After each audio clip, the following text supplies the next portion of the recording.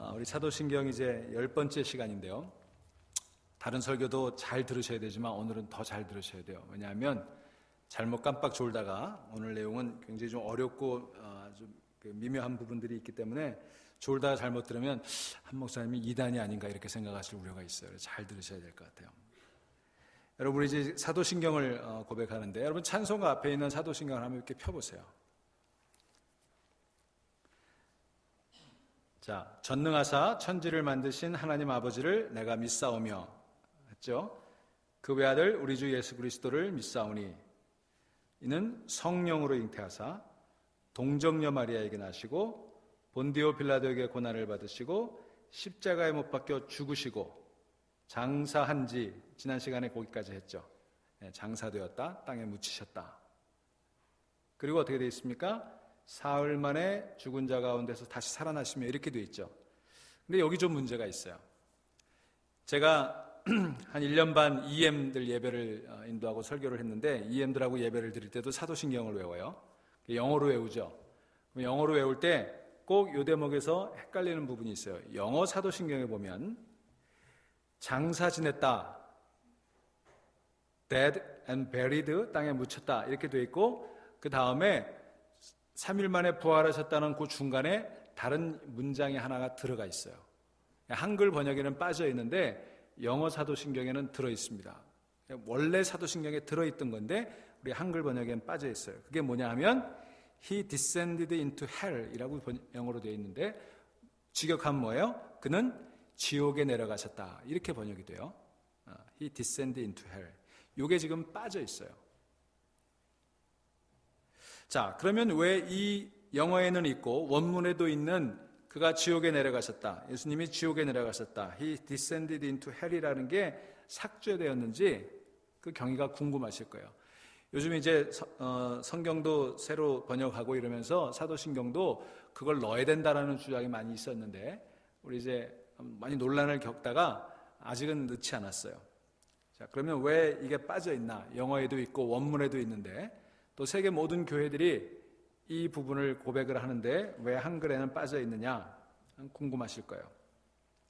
오늘 그 얘기를 좀 드리려고 그러는 거예요. 예수님께서 지옥에 내려가셨다. 정확한 번역은 지옥이라고 번역할 수 없는 부분인데 그건 좀 이따 설명하기로 하고, 1792년에 미국 감리교회가 이제 그 찬송가를 새로 편찬하면서 이 사도신경에서 He descended into hell이라고 하는 고백문을 뺐어요. 영어 번역에도 빠진 적이 있었어요. 감리교회가, 미국 감리교회가 그걸 뺐던 거예요. 한 200년 동안 미국 감리교회가 이걸 빼놓고 있었어요. 그렇게 결정한 데는 나름대로 역사적인 이유와 신학적인 이유가 있습니다. 첫째로 신학적인 이유는요, 이 고백문의 의미가 모호하다라고 하는 거예요. 영어로 He descended into hell, hell, 여러분 hell 아시죠? 지옥, 우리말로 그냥 지옥이라고 그러죠. 이 hell이라고 번역된 원문은 하데스라는 단어예요. 라틴어로는 inferno라고 하는 단어인데, 그게 꼭 hell, 지옥이라고 번역해야 되느냐, 여기에 좀 논란의 여지가 있었어요. 그래서 의견이 막 복잡하니까 이게 좀 문제가 있다, 영어로 hell이라고 번역하는데 좀 문제가 있다, 이런 차원에서 이걸 넣어야 되느냐 말아야 되느냐 이런 논란이 있었습니다. 두 번째로 예수님께서 십자가에 달려 죽으시고 지옥에 내려갔다, 헬에 내려갔다, 하데스에 내려갔다라고 하는 그 성경적인 근거가 좀 빈약하다, 성경에 그런 부분을 얘기하는 것이 별로 찾아보기가 어렵다라고 하는 것이었습니다. 구태여 찾아보자고 하면 오늘 우리가 읽은 베드로전서 3장 또 4장 그리고 마태복음 27장 정도라고 할 수 있는데, 그거 가지고 좀 빈약한 거예요. 그래서 요거에 논란이 좀 있었어요. 신학적으로 이런 부분에 좀 논란이 있었어요. 또 역사적인 문제도 있었습니다. 사도신경을 이제 처음 형성되는 과정에 처음에는 이 부분이 들어가 있지 않았어요. 지금 우리가 발견한 가장 오래된 사도신경 사본이 주후 337년경 거예요. 그 당시 사본에는 들어가 있지 않았어요. 근데 이 부분이 들어간 거는 그보다 한 300-400년 후에 주후 한 700년경에 이 부분이 들어가기 시작을 했어요. 그러니까 처음에 사도신경에도 없었다, 후대에 전해진 사도신경에는 이 부분이 있지만 예수님께서 헬에 내려가셨다, 하데스, 지옥에 내려가셨다고 하는 부분이 있지만 원래는 처음에 거에는 없었으니까 빼자, 이런 주장이 있었어요. 또 사도신경과 함께 니케아 신조라는 게 있는데 사도신경보다 조금 먼저 만들어진 고백이고 많은 세계 교회들이 신앙 고백으로 고백하는 이 니케아 사도신경에도 이 부분이 빠져 있어요. 자, 이런 것들을 생각을 해서 이제 미국 감리교회가 1792년에 찬송가를 새로 만들면서 이 부분을 뺐어요. 그리고 한 200년 가까이 지나서 이제 한 30년 전에 이걸 다시 회복을 시켰습니다. 그런데 이게 이제 우리 한국 교회로 적용을 시켜보면 1887년에 감리교 선교사 아펜셀러하고 그다음에 장로교 선교사 언더우드가 한국에 와서 선교를 시작을 했죠. 그러면서 이제 한국 교회도 사도신경이라는 걸 고백하기 시작을 했어요. 근데 그때는 아직 공식적으로 번역을 해서 통일된 사도신경을 가지고 있지는 않았고 이제 비공식적으로 사도신경을 사용하고 있었습니다. 그러다가 1908년에 감리교회하고 장로교회가 통합된 찬송가를 쓰자. 그래서 1908년에 통합찬송가를 만들어요. 그 통합찬송가를 만들면서 이제 사도신경을 공식적으로 번역해서 사용하기 시작을 했는데 그때 감리교 선교사들이 이 감리교 배경을 가진 사람이 미국 감리교회가 그걸 사용하지 않으니까 이걸 빼자고 주장을 했어요. 거기에 대해서 장로교 선교사들도 동의를 했습니다. 그래서 그걸 뺀 거예요. 근데 거기에는 이유가 있었어요. 왜냐하면 이 부분이 천주교에서 얘기하는 연옥이라는 거하고 좀 혼돌될 부분이 있겠다. 그래서 빼자고 얘기한 것이 이제 장로교에서도 받아들이게 된 거죠. 그래서 그 전통이 1908년에 만들어진 전통이 지금까지 내려오게 된 것입니다. 그래서 미국 감리교회는 다시 그것을 회복시켰고 지금 세계 거의 모든 교회들은 사도신경을 고백할 때 이 예수님이 죽음에 내려가셨다, 헬에 내려가셨다, 하데스에 내려가셨다고 하는 이 부분을 다 회복시키고 고백하는데 유독 세계에서 우리나라만, 한국 사람들만 이 부분을 아직까지 빼놓고 고백을 하고 있게 된 것입니다. 그래서 우리가 이게 있는지조차도 모르죠, 사실은. 영어랑 이렇게 대조해보지 않고 이렇게 또 설교를 듣지 않으면 사실은 잘 몰라요.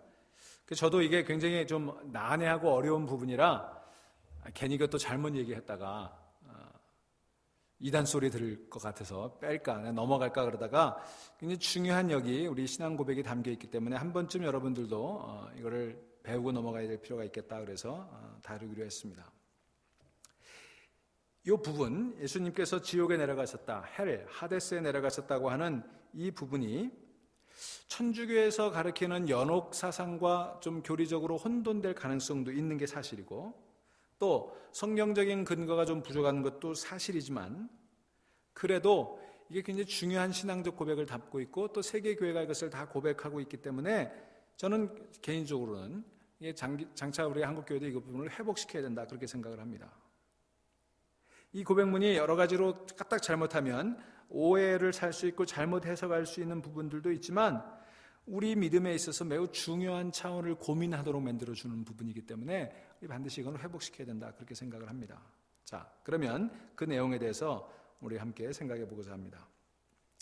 이 고백문이 예수님께서 헬에 내려가셨다라고 하는 부분이 아까 제가 말씀드렸죠. 라틴어에서는 인페르노라고 하는 단어로 되어 있고 또 하데스, 원어에는 하데스라고 하는 단어로 되어 있어요. 이 라틴어의 인페르노라고 하는 단어는 아래, 저 밑이라는 뜻을 가지고 있어요. 그래서 이것은 전통적으로 죽음 이후의 세계를 가리키는 말로 사용이 되어 있어요. 죽음 이후의 세계.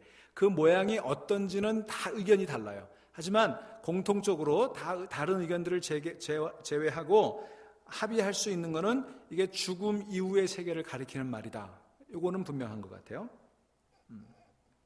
그러니까 죽음 이후의 세계를 가리키는 말이 하데스, 인페르노라고 하는 말인데 이것을 영어의 헬, 우리말로 그냥 단순히 번역하면 지옥이라고 번역하는 건 좀 문제가 있어요. 그래서 이제 서양 교회들 가운데는 그냥 그것을 지옥이라고 번역하지 않고 He descended to the dead, 죽은 자들에게로 내려가셨다 이렇게 번역하는 그런 교회들도 많이 있습니다. 천주교에서는 저승에 내려가셨다 이렇게 번역했어요. 혹시 여러분들이 이렇게 캐토릭 배경을 가지신 분들이 계신지 모르겠지만 캐토릭의 사도신경을 보면은 저승에 가시어 이렇게 되어 있습니다. 우리나라 말에 저승이라고 하는 것은 사람이 죽은 후에 혼이 가서 산다고 하는 세상, 이렇게 우리말 사전에 정의가 되어 있어요. 과거에는 캐토릭에서 고성소라고 하는 말로 번역을 했습니다. 고성소라고 하는 건 무슨 뜻이었냐면 심판이 유보된 사람들의 영혼이 가는 곳, 그러니까 여러분 지금 캐토릭에서 연옥이라고 얘기하는 곳을 얘기하는 거예요. 그렇게 고성소라고 번역을 했다가 캐토릭에서도 그게 논란의 여지가 많으니까 그것을 저승, 그렇게 번역했어요. 저승이란 말은 지옥, 연옥, 낙원을 다 포함하는 얘기예요. 우리가 그냥 전통적으로 우리 전통신앙에서 얘기하는 저승이라는 그런 개념을 여러분 생각하지 마시고 단어적인 의미를 그냥 생각하시면 되겠어요. 자, 근데 이 고백문을 우리가 뺄 수밖에 없었던 그런 그 배경에는 이 단어 하데스라고 하는 단어가 가지고 있는 그 애매모호한 성격 때문에 그걸 정확하게 번역하기가 어려워서 뺀 부분이 있었습니다. 왜냐하면 여러분 죽음 이후의 세계가 어떻게 생겼는지, 또 죽음 이후에는 우리의 영혼이 어떻게 되는지 우리가 정확히 알지 못하기 때문에 그렇습니다.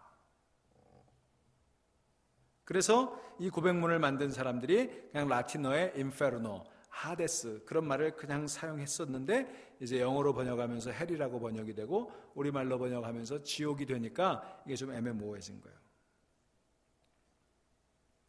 자, 많은 사람들은 죽음 이후에 아무것도 없다고 생각합니다. 죽음이 끝이라고 생각해요. 그죠? 그게 대부분의 사람들의 생각이에요. 영적인 세계라는 건 존재하지 않고 물질 세계가 전부라고 믿는 것이 세상 사람들의 믿음이에요. 그렇게 믿는 사람들에게는 지금 우리가 얘기하는 이런 모든 논의가 다 부질없고 무의미한 것처럼 여겨지겠죠. 하지만 성경은 분명하게 물질 세계가 전부가 아니라고 우리에게 얘기해주고 있습니다. 눈에 보이는 세계가 전부가 아니에요. 우리 눈에 보이지 않는 영적인 세계가 분명히 있습니다. 여러분 믿으세요? 영적인 세계가 있어요. 내가 보지 못하지만 영적인 세계가 있다는 걸 우리는 분명히 고백을 합니다. 그렇다면 우리는 육신이 죽음으로 모든 것이 끝나는 것이 아니라는 결론에 이르게 되죠. 맞죠? 우리가 육신이 죽어서 그 이후의 세계를 눈에 볼 수 없지만 그러나 영적인 세계가 있고 죽음 이후의 세계가 있다는 걸 알기 때문에 그렇다면 죽음은 끝이 아니에요. 자, 여기까지는 우리 기독교인들에게 대체로 이견이 없어요. 그죠? 여기까지 이의 있으신 분, 지금까지 얘기한 거. 죽음이 끝이 아니고 죽음 이후에 영적인 세계가 있다. 여기에 대해서는 여러분 다 동의하실 거예요. 그건 어떤 교단, 어떤 교파에서도 다 동의하는 부분이에요. 문제는 그 다음이에요. 그러면 그 죽음 이후의 세계가 어떻게 생겼느냐? 죽음 이후에 우리의 영혼은 어떻게 변화하느냐에 대해서는 통일된 의견이 없어요. 이 문제에 대해서 성경도 정확하게 이렇다라고 얘기하고 있는 부분이 없습니다. 딱 부러진 대답을 주지 않아요. 한편에서는 죽은 후에 곧바로 천국에 가는 것처럼 이야기하기도 하고 다른 한편에서는 죽은 후에 잠자는 상태에 있다가 마지막 날에 부활하여 심판받는 것처럼 얘기하는 성경이 있죠. 여러분 아시죠? 죽은 자들이 다시 살아난다. 뭐 그렇게 얘기하는 성경도 있잖아요. 그러니까 이게 성경 안에서도 죽음 이후에 우리가 어떤 상태로 되는지에 대해서는 아주 통일된, 아주 명쾌한 설명이 없어요.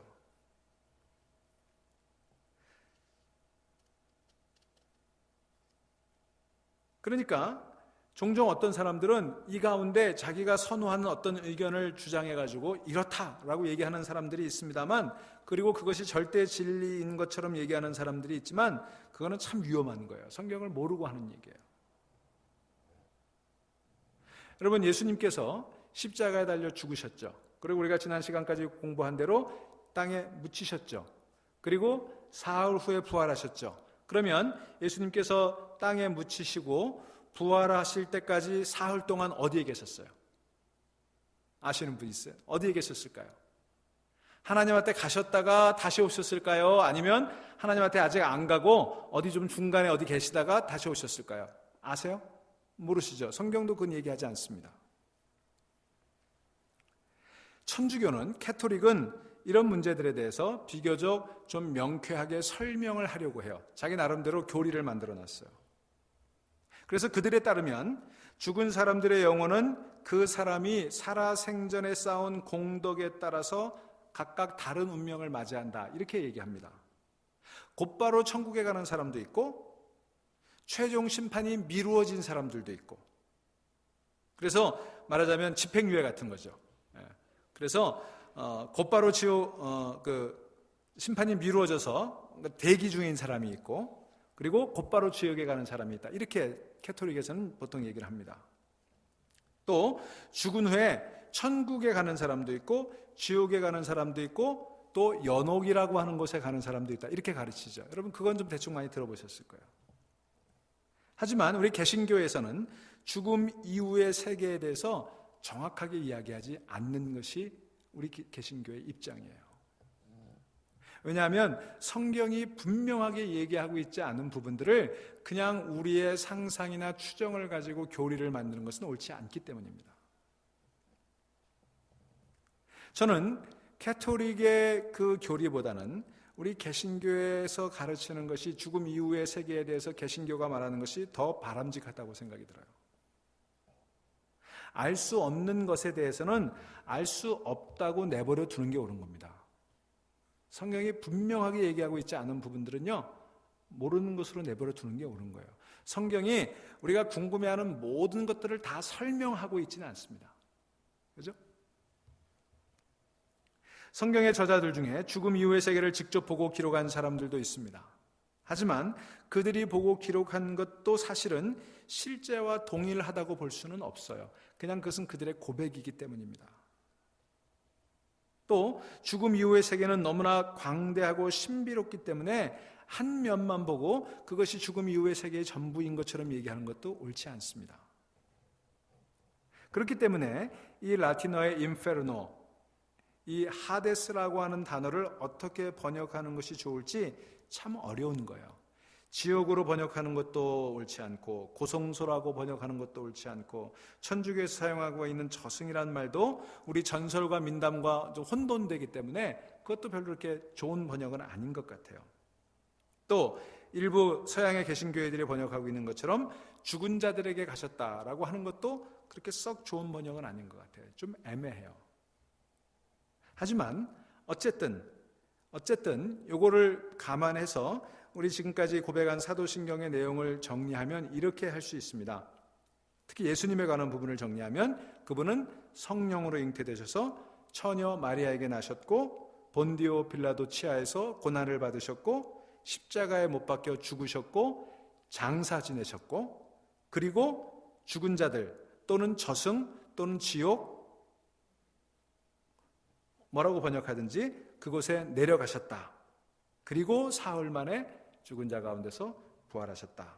그리고 하늘로 올라가셨다. 그리고 전능하신 하나님 우편에 앉아 계신다. 이렇게 정리해 볼 수가 있는 것입니다. 자, 그렇다면 이 예수님께서 죽은 자들 가운데 내려가셨다, 또는 지옥으로 내려가셨다, 저승으로 내려가셨다, 헬에 내려가셨다고 하는 이 고백에는 어떤 믿음이 담겨 있는 걸까요? 우리가 세계교회와 함께 그는 죽은 자들 가운데 지옥에, 저승에 내려가셨다, 이렇게 고백한다면 우리는 그 고백을 통해 어떤 믿음을 고백하는 걸까 한번 생각해 보기를 원합니다. 첫째로 그 고백 속에는 인생이 육신의 목숨에 국한된 것이 아님을 고백하는 것이 담겨 있습니다. 인간은 육신의 목숨으로 모든 것이 끝나는 존재가 아니라 그 이상의 어떤 부분들을 가지고 있는 존재라고 하는 것을 이 고백을 통해서 확신하고 선언하는 거예요. 제가 지난주에 말씀드린 것처럼 예수님은 아리마대 요셉의 무덤에 장사됨으로써 그의 육신의 인생을 마감하셨습니다. 완전히 인생을 끝내셨어요. 육신의 눈으로 보면 그것으로 모든 것이 끝이 났습니다. 그저 장례를 지내고 장사 지내고 그리고 무덤에 안장하고 그걸로 끝이죠. 하지만 우리는 그게 전부가 아니라고 하는 것을 압니다. 그게 끝이 아니에요. 그래서 우리는 고백하는 거예요. 그는 죽은 자들 가운데 또는 지옥에 또는 저승에 내려가셨다. 이렇게 고백하는 겁니다. 이 고백을 통해 우리는 우리의 세상은 눈에 보이는 것보다는 더 크고 우리의 인생은 죽음으로 끝나는 것이 아님을 고백하게 되는 것입니다. 여러분, 이런 걸 한번 생각해 보도록 하죠. 엄마의 태아 뱃속에 태아가 있어요. 어린아이가 있습니다. 10개월 동안 엄마 뱃속에서 삽니다. 만약 그 뱃속에 있는 태아에게 우리와 같은 의식, 우리와 같은 그 생각이 있다면 그 태아는 10달 동안 그 엄마 뱃속에 있는 그 생이 전부라고 생각할 거예요. 그렇죠?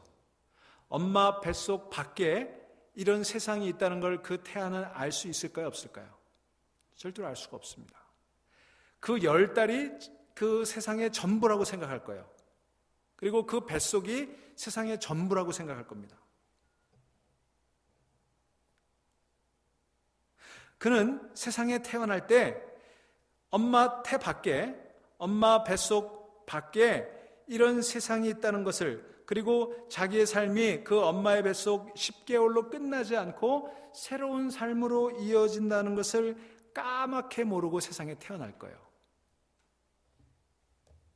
어쩌면 그 태아는, 가정을 해본다면 엄마 뱃속에서 세상으로 나올 때 마치 그는 세상이 끝나는 것처럼, 마치 우리가 죽는다고 생각하는 것처럼 그 아이는 이제 세상이 끝났다, 이렇게 생각하고 세상 밖으로 떠밀려 나오는지도 모르겠어요. 그래서 그게 두려워서 앙 하고 울고 나오는지도 모르는 거예요. 저는 죽음도 이와 똑같다고 생각합니다. 우리가 이 세상에 사는 동안에 이 세상의 전부인 줄 알고 있어요. 우리의 목숨이 끝나면 세상도 끝나고 우리 인생도 끝난다고 생각해요. 그 이후의 삶이 있다고 하는 것을 전혀 우리는 상상도 못하고 살아가는 경우들이 많이 있습니다. 우리가 현미경과 망원경을 통해서 볼 수 있는 세상과는 질적으로 다른 세상이 있다고 하는 것을 우리는 이제는 알 수 있지 않습니까? 믿음의 눈을 통해서. 죽음으로 모든 것이 끝나는 것이 아니라 새로운 세상에서 전혀 다른 삶으로 이어진다고 하는 것을 우리는 이제는 알 수 있게 되지 않았습니까? 믿음으로. 죽음 이후의 세상이 어떻게 생겼는지는 자세히 알 수 없지만, 그러나 죽음은 새로운 세상으로 태어나기 위한 산고라고 볼 수가 있는 것입니다. 저는 목회하면서 임종 과정을 지켜본 경우가 몇 번 있었습니다. 어쩌면 그것은 목사에게 주어진 특권인 것 같아요. 그 죽음의 임종을 하는 분들을 보면서 인간이 매우 신비롭고 영적인 존재라고 하는 사실을, 그리고 삶과 죽음을 넘어서는 차원이 분명히 존재한다는 사실을 그 임종하는 사람들을 통해서 저는 확인할 수가 있었어요.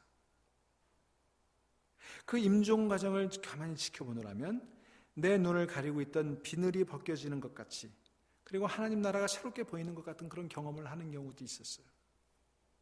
그럴 때면 저는 이런 고백을 하게 됩니다. 하나님 나라는 분명히 있다. 죽음이 결코 끝이 아니다. 죽어 매장된다고 하는 것으로 끝이 아니다. 지금까지 우리가 알던 것과는 전혀 다른 존재 방식으로 우리는 변화하게 된다. 우리는 그걸 깨닫는 거예요. 성경 말씀을 통해서 또는 신학적인 지식을 통해서 막연히 알고 있었던 사실을 임종 과정에 일어나는 일들을 통해서 확인받게 되니까 그 믿음이 더욱 분명해지는 것을 경험할 수가 있었어요. 그 믿음으로 죽음을 보면 죽음이 전혀 다르게 보입니다. 죽음이 다르게 보이면 죽음을 대면하는 태도도 달라질 수밖에 없는 거예요. 따라서 우리가 이제 사도신경에 우리 말에는 고백이 들어가 있지 않지만 원문에 들어있는 그가 죽음에 또는 지옥에, 저승에, 죽은 자들 가운데 내려가셨다라고 하는 그런 고백을 할 때 우리는 죽음은 끝이 아닙니다 라고 고백하는 거가 되는 거예요. 그것은 예수님에게만 그렇게 해당되는 게 아니라 우리들에게도 해당이 되는 것입니다. 우리가 죽어서 시신이 매장한 후에도 우리의 존재가 없어지거나 정지 상태에 머무르지 않는다고 하는 거예요. 태아가 새로운 세계를 밀고 나오듯이, 엄마 뱃속에서 새로운 세상을 향해 그냥 밀고 나오는 것처럼 우리도 이제까지 우리가 보지 못했던, 우리가 이제까지 알지 못했던 그런 세계로 밀고 나가게 되는 거예요. 여러분, 죽음은 새로운 세계를 향해 밀고 나가는 태아가 세상에 태어난 것 같은 그러한 과정임을 믿을 수 있게 되기를 바랍니다. 여러분, 그걸 믿고 나면요, 이 죽음에 대한 생각이 전혀 달라지게 되는 거예요. 다만 그 세상에 어떻게 되었는지 우리로서는 지금은 알 수 없습니다. 모태에 있던 태아가 질병과 가난에 찌든 아프리카의 빈민촌에 태어날 수도 있고, 넉넉하고 부유한 그런 미국과 같은 곳에서 태어날 수도 있는 것처럼, 죽음 이후에 우리가 어떤 곳에 태어나게 될지 우리는 알 수 없습니다. 서로 다른 처지가 될런지도 모릅니다. 그런데 하나 기쁜 소식은요, 태아는 자기가 자신의 운명을 선택할 수 있는 그런 능력이 없지만 우리에게는 그것을 선택할 수 있는 기회가 주어졌어요. 여러분, 저는 이게 복음이라고 생각이 들어요. 우리가 영원한 천국의 세계에 다시 태어날 것인지, 아니면 저 심연 깊숙한 죽음의 세계로 빠지게 될 건지 우리가 선택할 수 있게 되었다는 것입니다. 우리가 예수님을 믿음으로 그 선택의 기회가 주어진 거예요. 여러분, 그게 복음인 줄로 믿으시기를 바랍니다. 두 번째로, 우리가 그는 죽은 자들 가운데 또는 죽음 가운데 헬로, 하데스로 내려갔다라고 고백할 때 우리는 예수 그리스도의 주권이 이 세상에만 국한된 것이 아님을 고백하는 거예요. 이 고백이 바로 오늘 우리가 읽은 말씀에 뿌리를 두고 있는 것입니다. 여기 우리가 읽은 베드로서에서 베드로 사도는 예수님께서 죽은 자들 가운데 내려가신 이유를 이렇게 설명하고 있어요. 19절 20절을 보실까요?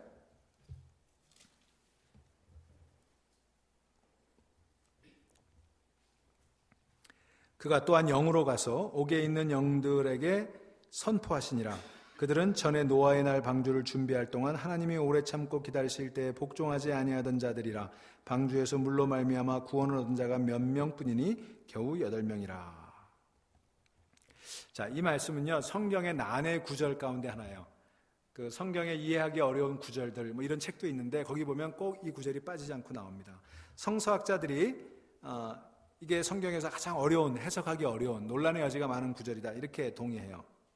그런데 논란의 여지가 있지만, 그러나 누구도 논란하지 않고 이견이 없는 분명한 사실이 있습니다. 그것은 이 말씀의 요지가 예수님께서 죽은 자들 가운데 가서 복음을 전하셨다는 사실이에요.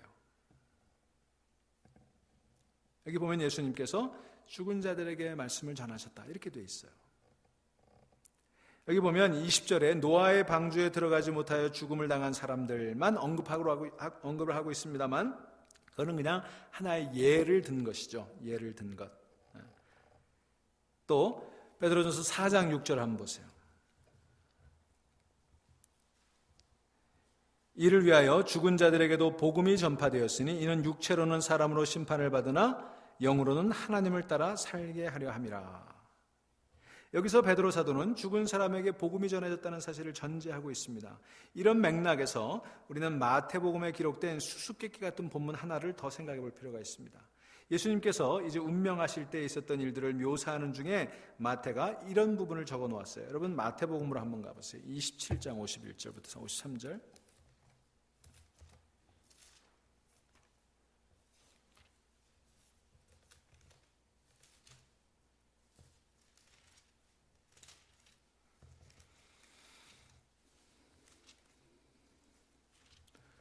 (51절부터) 53절.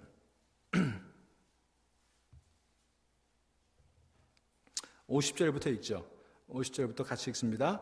예수께서 다시 크게 소리 지르시고 영원히 떠나시니라. 이에 성소 휘장이 위로부터 아래까지 찢어져 둘이 되고 땅이 진동하며 바위가 터지고 무덤들이 열리며 자던 성도의 몸이 많이 일어나되, 예수의 부활 후에 그들이 무덤에서 나와서 거룩한 성에 들어가 많은 사람에게 보이니라.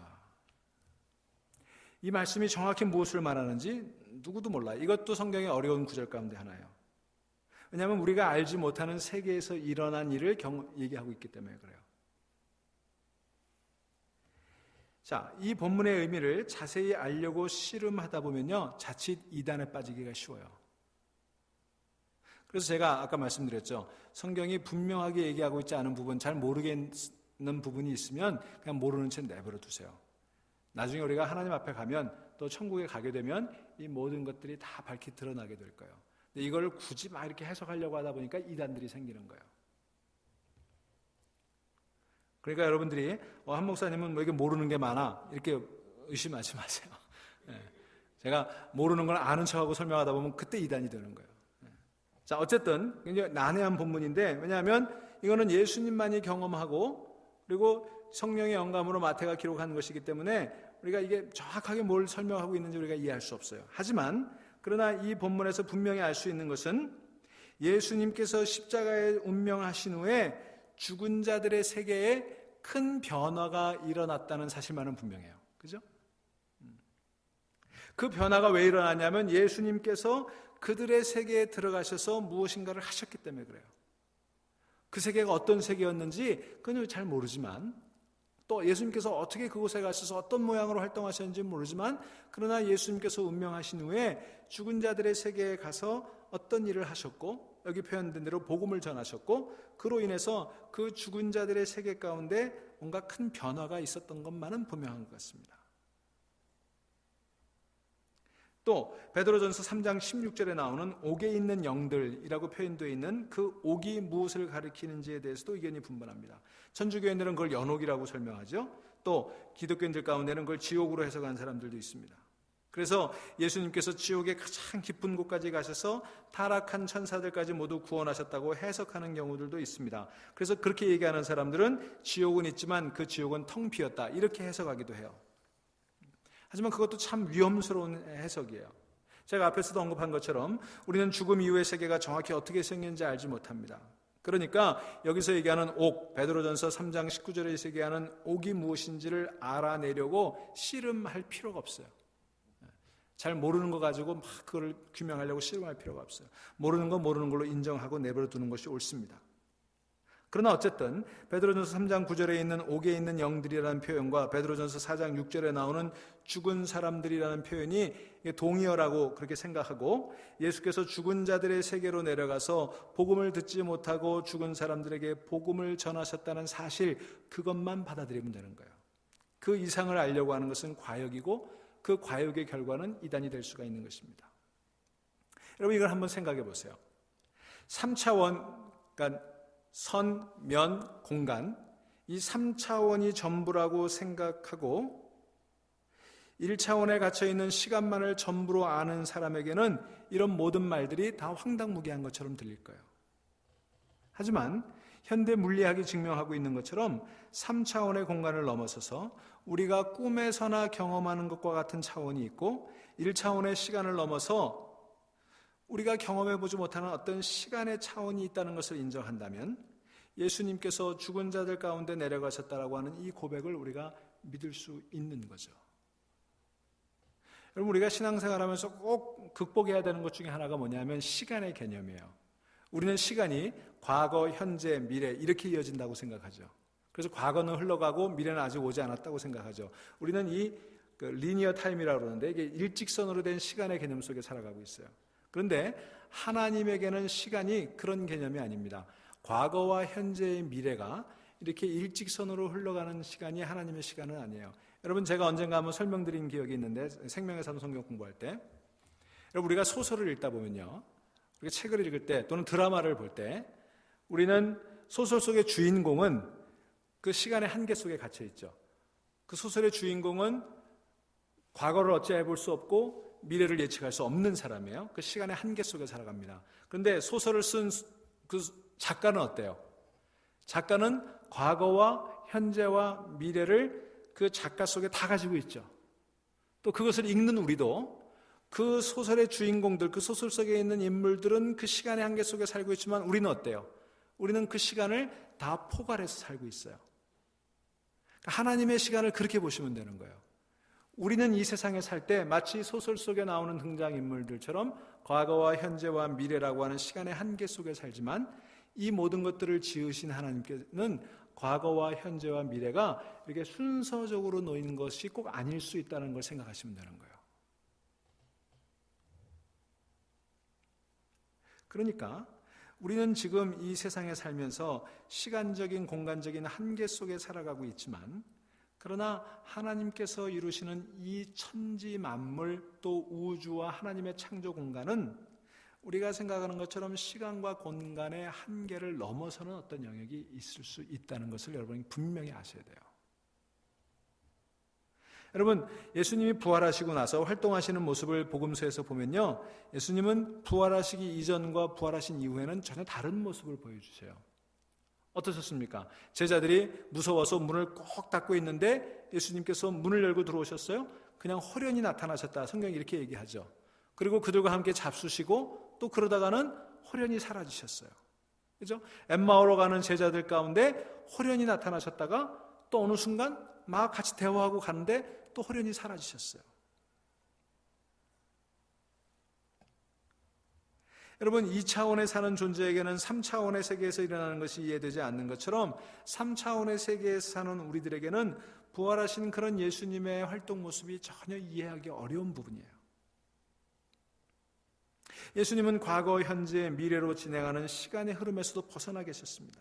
그분은 인류 역사의 한복판, 즉 1세기의 인간의 몸으로 입고 오셨던 그 33년 동안은 시간과 공간의 한계 속에 사셨지만 죽음 이후에는 그 세계를 벗어나셨어요.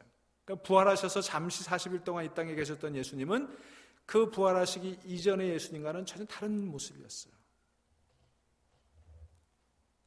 그러니까 예수님께서 운명하신 후에 죽은 자들에게 복음을 전하셨다는 말씀은 그분의 복음이 시대를 초월하여 모든 생명에게 제공되었다는 것을 우리에게 얘기해 주는 겁니다. 그러면 많은 사람들이 이런 질문을 가지고 있어요. 여러분들 중에도 이런 질문 가지고 있는 분들이 있을 거예요. 믿음의 초기 단계에 있는 분들은 다 이런 질문을 하죠. 복음을 믿어야만 구원을 받는다면 그러면 예수님이 오시기 이전에 태어나 복음을 듣지 못하는 사람들은 어떻게 되는 겁니까?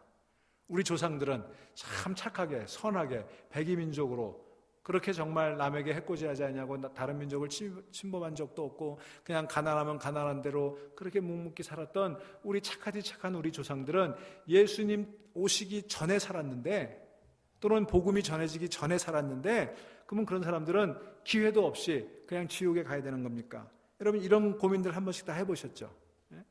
나는 그래도 운이 좋아서 복음이 전해져서 예수 믿게 되었지만 정말 착하게 살다 가신 우리 부모님, 예수님 이름도 못 들어보고 교회 이름도 못 들어보고 그렇게 살다가 돌아가셨으니 천국에 갈 일은 만무하고 지옥에 가셨으면 어떡하나, 이런 걱정들을 해보신 적이 있을 거 아니에요. 그렇게 생각하면 참 부당하다, 이런 항변도 아마 해보셨을 거예요. 많은 사람들이 하는 질문이에요. 하지만 이런 질문도 예수 그리스도가 시간과 공간에 갇힌 분이라는 전제에서 나온 질문입니다. 아까 제가 말씀드린 것처럼 예수님에게 있어서는, 하나님에게 있어서는 과거와 현재와 미래라는 것이 그렇게 시간의 어떤 한계, 일직선상에 있는 그런 시간이 아니라 그것들이 복합적으로 이렇게 입체적으로 있는 것이라고 생각을 하게 되면 우리의 이런 생각도 좀 다른 각도에서 바라볼 수 있게 되는 거예요. 여러분 한번 생각해 보세요. 예수님이 내 죄를 위해 죽으셨죠. 그죠? 근데 언제 죽으셨습니까? 시간적으로 보면 2000년 전에 죽으셨죠. 예수님 죽을 때와 내가 죄를 지은 건 언제예요? 예수님이 죽으신 다음에 지은 죄잖아요. 그러면 내 죄는 사해져요, 안 사해져요? 그런 식으로 따지면 예수님은 내가 죄를 짓기 전에 우리의 죄를 위해 죽으셨는데 나는 그 다음에 죄를 졌으니까 내 죄는 사해져요, 안 사해져요? 이런 고민 안 해보셨어요? 이런 고민들이 다 시간과 공간이라는 한계 속에 예수님의 삶과 죽음과 이것들을 생각하기 때문에 오는 거예요. 제가 여기서 다루고자 하는 내용은 이런 겁니다. 예수님은요, 예수 그리스도는 살아있는 사람뿐만 아니라 죽어있는 모든 사람들의 구원자가 되신다는 거예요. 그분의 통치력은 이 지구만이 아니라 온 우주와 그것을 감싸고 있는 보이지 않는 세계까지 미친다고 하는 것입니다. 왜냐하면 그분은 천지 만물의 하나님이시기 때문에 그래요. 여러분, 옛날 다윗이 쓴 시를 여러분 기억하실 것입니다. 시편 139편에 이렇게 고백합니다. 내가 주님의 영을 피해서 어디로 가며 주님의 얼굴을 피해서 어디로 도망치겠습니까? 내가 하늘로 올라가더라도 주님께서는 거기에 계시고 수월에다 자리를 펴더라도 주님은 거기에도 계십니다. 내가 저 동력 너머로 날아가거나 바닷끝 서쪽으로 가서 거기에 머무를지라도 거기에서도 주님의 손이 나를 인도하여 주시고 주님의 오른손이 나를 힘있게 붙들어 주십니다. 여기서 이 시에서 다윗은 이 세상 어디에서도, 이 세상 넘어 존재하는 가장 높은 곳에서도, 그리고 이 세상 넘어 존재하는 가장 낮은 곳에서도 하나님의 손길을 피할 수 없다는 사실을 고백하고 있어요. 여기 수월에다 자리를 펴더라고 그랬는데, 수월이라는 건 뭐예요? 수월이라는 말은 저 죽음의 자리, 지옥이라는 것을 얘기하는 거예요. 내가 예수님 피해서, 하나님 피해서 저 지옥에 가더라도 거기에 하나님 계시다는 거예요, 안 계시다는 거예요? 계시다는 거예요. 하나님의 주권은 하늘 가장 높은 곳에 미치고 지옥 가장 낮은 곳에까지 미친다는 것이에요. 그래서 예수님은 그 모든 세계의 왕이시고 구원자시라는 것입니다. 그분의 통치력이 미치지 않는 곳은 존재하지 않고 그분의 구원의 소식이 미치지 못하는 시간은 없다고 하는 것입니다. 따라서 1차원의 시간에 갇힌 우리로서는 상상할 수 없는 방식으로 예수님께서는 지나간 모든 세대에게 복음을 전하셨고 또한 앞으로 올 모든 세계에도 그리하실 거라는 사실을 믿을 수 있게 되기를 바랍니다. 그래서 바울 사도가 빌립보서에서 이렇게 노래하는 거예요. 빌립보서 2장 9절로 11절. 그러므로 하나님께서는 그를 지극히 높이시고 모든 이름 위에 뛰어난 이름을 그에게 주셨습니다. 그리하여 하늘과 땅 위와 땅 아래에 있는 모든 것들이 예수의 이름 앞에 무릎을 꿇고 모두가 예수 그리스도는 주님이시라고 고백하여 하나님 아버지께 영광을 돌리게 하셨습니다. 여러분, 이 고백이 의미하는 바가 바로 그것입니다. 여러분, 우리가 믿는 믿음이라는 것은 이런 것입니다. 여러분 기억하세요. 우리의 생명은 목숨보다 큽니다.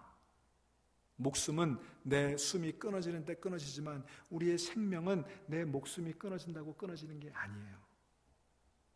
우리의 세상은 허블망원경으로 관측할 수 있는 것과는 비교할 수 없이 더 큰 게 우리의 세상이에요.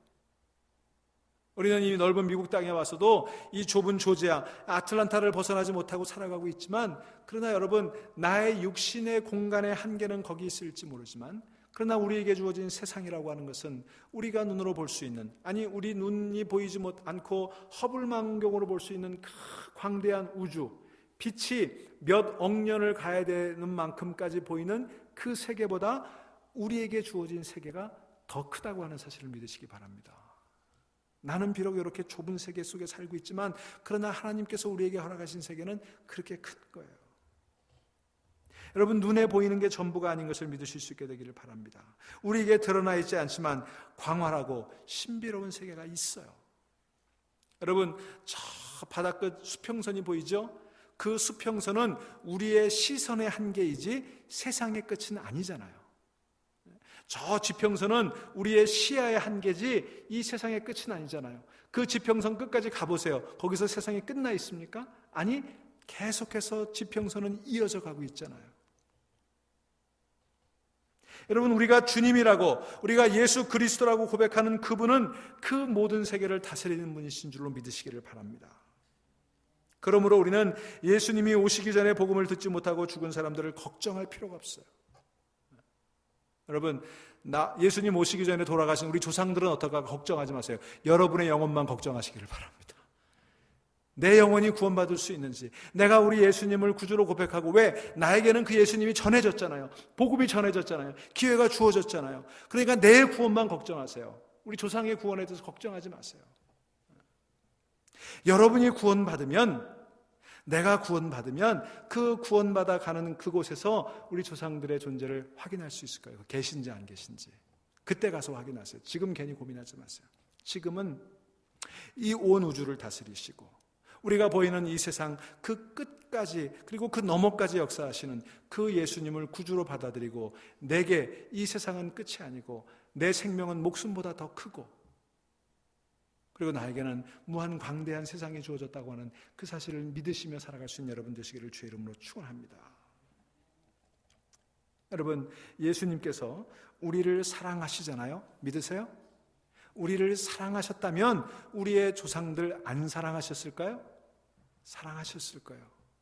우리를 사랑하신다면 우리를 뒤에 태어날 우리 후손들 안 사랑하실까요? 사랑하신다고요. 우리 하나님은 어제도 오늘도 내일도 동일하신 하나님이세요. 시간과 공간을 초월하시는 주님께서는 그들을 위해서 필요한 것이 있다면 그들을 위해서 우리 하나님께서, 우리 예수님께서 행하실 거예요.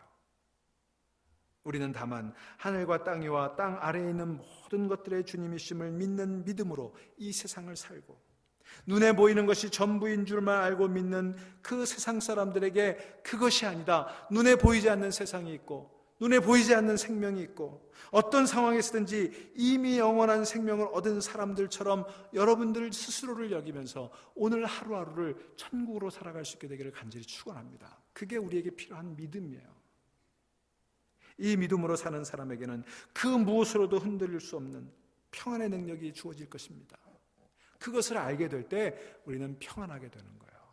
세상이 요동치고 세상에 어떤 시련과 환난이 와도 그 믿음의 능력을 알고 있으면 우리는 흔들리지 않는 거예요. 사도 바울이 바로 그것을 알았던 사람 아닙니까? 그래서 그는 로마서 8장 37절에서 39절로 이렇게 고백합니다.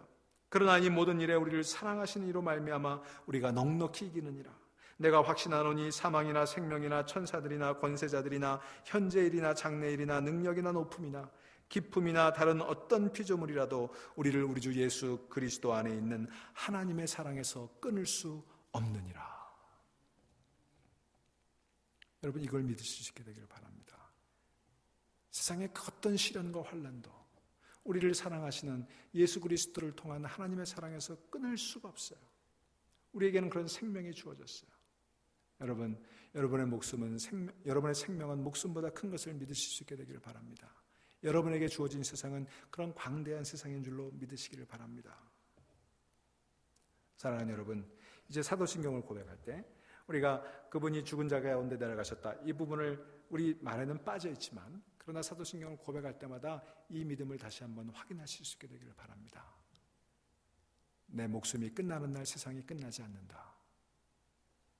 나는 보이는 세계에 사는 사람이 아니라 보이지 않는 천국을 이미 소유한 사람이다. 그리고 나를 사랑하셨던 우리 주님은 내 이웃들도, 내 후손들도, 내 조상들도 같은 모양으로 사랑하시고 같은 모양으로 구원을 베푸실 것이다. 이 고백할 수 있는 여러분 되시기를 바랍니다. 사랑하는 여러분, 이제 금년도 이제 한 달 남짓 남았습니다.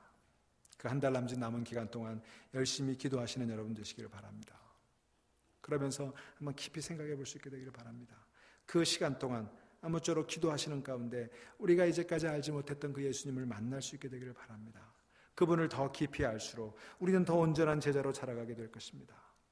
예수님을 내 수준에 맞춰서 축소시킬 것이 아니라 예수님의 크기로 내 믿음을 키워가야 돼요. 무슨 말인지 아시겠어요? 예수님을 내 수준으로 축소시키지 마세요. 내 믿음을 예수님의 차원으로 넓혀가세요. 그게 믿음이에요.